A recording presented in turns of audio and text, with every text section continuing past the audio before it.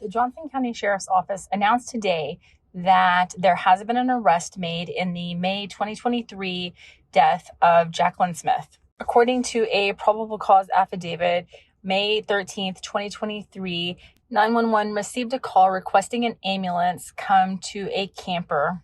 When emergency services arrived at the location that was given, they found a deceased female who turned out to be Jacqueline Smith in the front seat of a white Chevy Tahoe.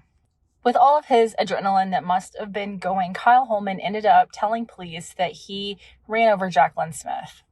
He did say that they had been arguing about drug use and that she called asking for a ride. He and a friend of his went to go pick up Jacqueline, but on the day that all of this happened, there were really two issues. The first one being that Kyle Holman had methamphetamine in his system. He admitted to police he had used 2 days prior. The second issue was that it was raining outside.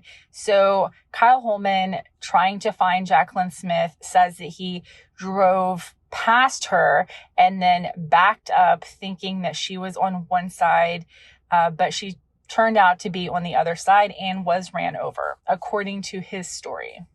Other issues that contributed to what happened were that in the Tahoe, there was no passenger side window and the back glass had been busted out. So it was actually covered over by plastic, making it impossible to actually see through.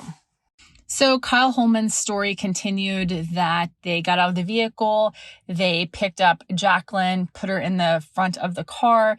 They were going to take her to the hospital, but on the drive to the hospital, she passed out. She became unresponsive. And so they pulled over at someone else's residence and asked them to call 911 for them. Information received from the Tahoe in question told police that the driver was actually traveling at 45 miles an hour, 5 seconds before the crash happened, and that the vehicle then slowed down to 32 miles an hour at the time of the crash. Jacqueline Smith's autopsy found that she had died from multiple blunt force trauma. Her mandible and sternum were both fractured, along with other injuries. One thing that they did not find in association with Jacqueline is tire marks. So Kyle Holman was arrested by the Johnson County Sheriff's Office. He has been charged with manslaughter, possession of drug paraphernalia, and reckless driving. He also has a hold for a petition for revocation of another sentence.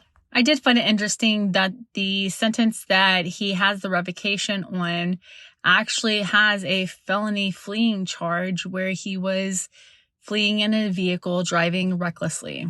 I will continue to update as information becomes available in this case. I know there's a lot of people that think the charge should be more serious than what it is, and that maybe the story that Kyle told isn't actually the way it happened. And I think that time will tell.